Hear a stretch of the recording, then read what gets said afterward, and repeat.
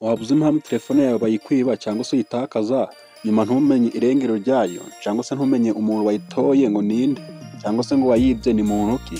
Muri video niyo mpamvu tugiye kurebera hamwe uburyo wabona telefone yawe mu gihe bayikwibye cyangwa se wayitaye, ukamenya ahantu iherereye n'ifoto y'umuntu uyifite ukabibona muri telefone y'undi muntu ushobora gukoresha cyangwa se imashini ukoresheje email yawe.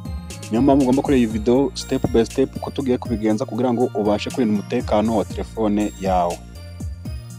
ICT Rwanda, isoko y'ubumenyi bugezweho mu ikoranabuhanga. Ibisanzwe rero fata telefone yawe ujye muri Play Store aho usanzwe ushakira application yo gushyira muri telefone agiye atandukanye, then ushake iyi application yitwa Clock Catch. Iyi ngiyi niyo uragira ute niyo uri bushake, iyi ngiyi niyo uri bwestare muri telefone yawe. Then ko kwamaze kwestara icyo turakora open. Then nitumara gukanda open ubwo nawe urakanda open mu gihe wagize utamaze kuyestara. Nuko nguko rero iza imeze. Iyi application ikintu igufasha uyihuza na email mu gihe bakubye telefone cyangwa se bayitakaje, umuntu wagerageza gukuramo password ku nshuro ya mbere igahita imufotora ifoto ndetse igashiraho na location y'ahantu aherereye, bagahita babyohereza kuri email turaza gushiramo, ugahita umenya umuntu wagize utagutwaye telefone cyangwa se ahantu ushobora kuba wayitaye. Icyo usabwa rero ni ukureba step by step kugira ngo tubashe kujyana akantu ku kandi. Okay, noneho hano ukimara kuyifungura iraza imeze uku nguku. Okay, ukimara kugera hano rero urahitamo hano hambere bivuze ko uwo muntu watoye telefone cyangwa se wibye telefone yawe nashiramo password inshuro imwe yonyine ya telefone izahite imufotora ndetse ishireho na location y'ahantu aherereye, ahita bikohereza hehe kuri mail turaza gushyiramo ruguru. Then ukande next. Hano none bakubwira password uri buze gukoresha, harimo pattern nyine ira uzengurutsa, harimo pin code, harimo na password nyine isanzwe. Ubwo bitewe na password ukoresha muri telefone yawe niyo ugira ute niyo uhitamo dukoresha password. Then ukande next. Urabona noneho hano urabona haje agashusho kiki ka kamera hara hejuru gafite utuntu tw'imirasire. Ubwo icyo urakora urareta hano handitse allow camera access kugira ngo kamera ya telefone yawe igire access kuri application, noneho mu gihe yasemo ya password atayizi ihita imufotora ako kanya. Then urakanda allow ubundi ukore next. Okay, hano noneho bakubwira ngo hano urakanda allow admin access kugira ngo iyi application uyihe uburenganzira bwo kugira ngo ibe admin cyangwa se ibe umuyobozi hanyuma application muri iyi telefone. Gusa nguse kugira ngo iyi application uyikure muri telefone ntabwo ari ibintu byoroshye kugira ngo uhita kuyikuramo gutyo ngo ukore handi ukanda ngo ugahita ukora uninstall. Oya, naho turaza kubereka uburyo wayikuramo. Then urakanda allow uyemerere kuba yaba access. Urabona ko active admin app byabaye iki active. Then urakomeza ukore next. Then nugera hano and finally, bwo hano ni hehe ni kuri finally background work enable notification permission.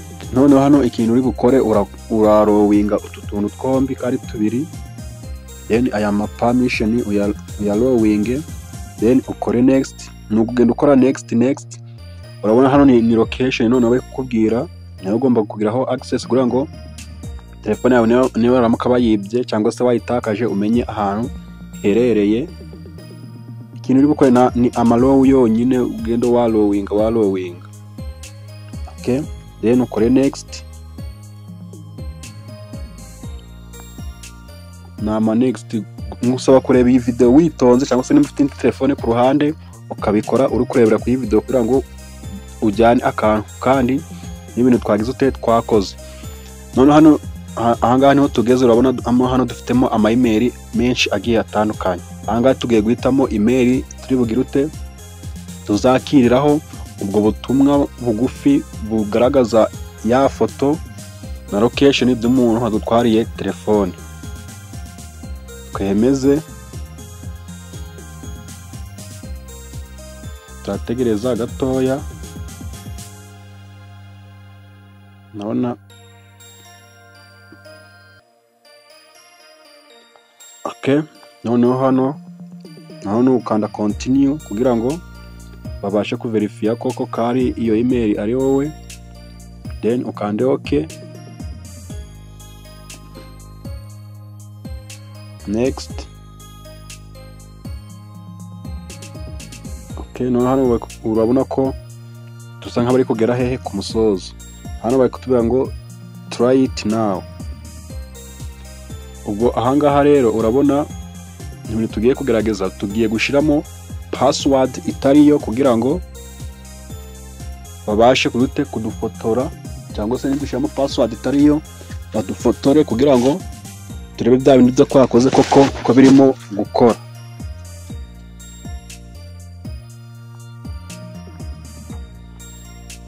Hano turi kugerageza gushiramo password itariyo kugira ngo bagire ute badufotore, turebe koko ya application ko ikora ibyanyabyo. Rero reka turebe ko bagize ute badufotoye kugira ngo tubashe kugira ute kureba ko bikora byanyabyo.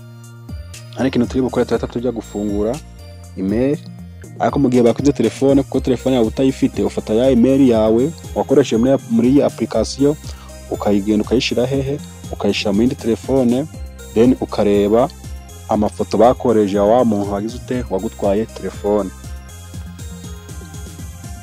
Then tuhita tuza no kuri email. Urabona hano hari email dufite ya saa moya n'igice, then tuhita tuyikandaho turebe iki amafoto bagize ute. Urabona hano hari amafoto akiri gufunguka bagize ute batwoherereje. Okay, uko n'amafoto bagize ute badufotoye mu gihe twagerageje gukuramo ya password itari iya nyayo, then bayakoreza mu buryo bugiye butandukanye. Niba hari icyo ubona iyi video igufashije ku bijyanye n'umutekano wa telefone yawe, nyaboneka wigenda udakoze like. Nimba uri mushya ukore subscribe kugira ngo tubashe kubana mu biganiro bya buri munsi. Ciao ciao, reka tuze kubana mu zindi video zigiye zitandukanye.